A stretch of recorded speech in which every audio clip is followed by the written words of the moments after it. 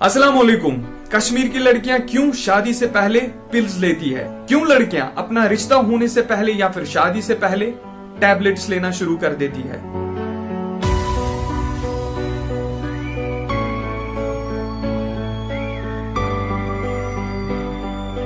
कश्मीर की वो लड़कियां जो जिस्म से कमजोर होती है, अक्सर देखा गया है वो रिश्ता होने से पहले या फिर अपनी शादी से पहले टैबलेट्स लेना शुरू कर देती है। उनका ये टैबलेट्स लेने का सिर्फ और सिर्फ यही मकसद होता है कि वो भी एक अच्छी हेल्दी लड़की की तरह दिखे। लेकिन क्या ये पिल्स लेना, ये टैबलेट्स लेना उनके लिए सही रहता है?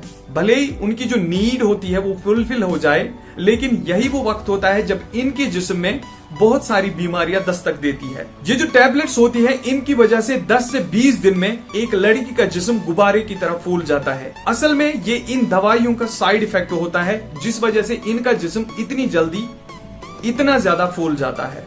इन दवाइयों से सबसे ज्यादा असर किडनीज पे पड़ता है। जितना ज्यादा एक बीमार जिस्म में किडनी 20 साल तक खराब हो जाए, देखा गया है इस दवाई की वजह से 10 ही दिन के अंदर उससे कहीं ज्यादा डैमेज किडनीज में हो जाता है। और न सिर्फ किडनियों में प्रॉब्लम हो जाती है, बल्कि और भी बहुत सारी बीमारियां इससे जिस्म में पैदा होती है। ये टैबलेट्स इनको इजीली किसी भी मेडिकल शॉप पे कश्मीर में मिल जाती है। इन टैबलेट्स की जो कीमत है वो ज्यादा से ज्यादा पर स्ट्रिप 10 से 20 रुपए होती है, लेकिन इनसे पर स्ट्रिप के बदले में 200, 500 या फिर 1000 रुपए वसूला जाता है। कश्मीर के मेडिकल शॉप्स के बारे में आपको ज्यादातर जानकारी है। यहाँ पे 90% वो लोग बैठते हैं जो अनप्रोफेशनल होते हैं, जो किसी दूसरे बंदे की लाइसेंस लेके 10th 12th पास करके एक मेडिकल शॉप पे बैठ जाते हैं। कश्मीर के जो प्रोफेशनल डॉक्टर्स है वो उतने पेशेंट्स नहीं देखते जितने ज्यादा ये अनप्रोफेशनल मेडिकल शॉप पे बैठे लोग देखते हैं। लेकिन ये इनकी गलती नहीं है, क्योंकि कश्मीर के अक्सर व बेशतर लोग अपने पेशेंट्स को इन्हीं मेडिकल शॉप्स पे लेके इन अनप्रोफेशनल लोगों से करवाते हैं। मैं किसी भी लड़की को कोई भी यहाँ पे राय नहीं दे रहा हूँ, लेकिन इतना कहना चाहूंगा, कोई भी मेडिकल प्रोसीजर हो या फिर कोई भी दवाई आपको लेनी हो, कम से कम उस बारे में पहले रिसर्च किया करें या फिर किसी प्रोफेशनल डॉक्टर से सलाह ले लें, क्योंकि ये सारी चीजें करने से आप अपनी जिंदगी के साथ खेल रहे हो।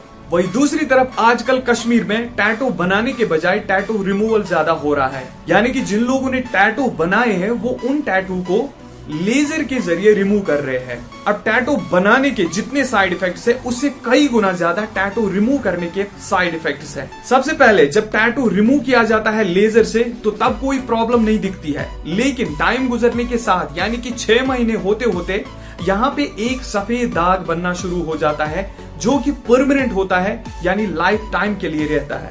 और जहाँ पे टैटू रिमूव किया जाता है वहां पे अगर थोड़ी सी डस्ट लग जाए, थोड़ी सी गंदगी लग जाए, तो जल्दी इन्फेक्शन हो जाता है। और टैटू रिमूवल की जगह अगर कोई जख्म लग जाता है तो उसको हील होने में बहुत ही ज्यादा वक्त लगता है, जैसा कि डायबिटीज पेशेंट्स में देखा गया है। और कभी कभी ये भी हुआ है इन टैटू रिमूवल की जगह स्किन कैंसर हो जाता है। तो मैं इतना ही कहना चाहूंगा, अगर आपको टैटू रिमूव ही करना है बाद में, तो आप पहले बनवाते ही क्यों हो?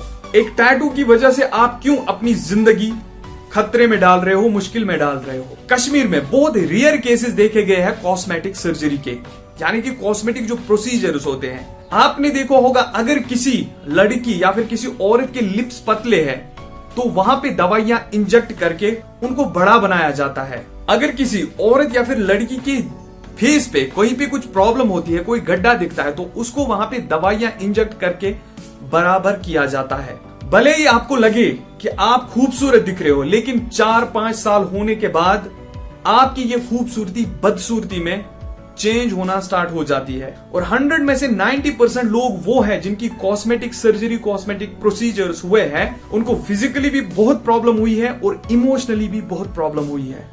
तो यही वजह है कि दुनिया की ज्यादातर कंट्रीज अब कॉस्मेटिक सर्जरी को बैन करने जा रही है। तो मैं उन लोगों से कहना चाहूंगा जो भी कॉस्मेटिक सर्जरी के बारे में सोच रहे हैं, वो अपनी जिंदगी को एक बहुत बड़ी तबाही में डाल रहे हैं।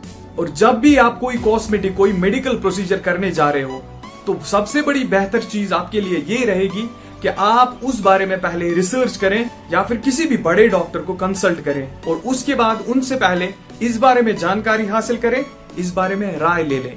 अक्सर जो दुनिया छोड़ चुकी होती है, कश्मीरी उन्हीं चीजों को फॉलो करते हैं। भले ही कश्मीर में पढ़े लिखे लोगों का नंबर बहुत ही ज्यादा हो, लेकिन नॉलेज बहुत ही कम कश्मीरियों के पास है।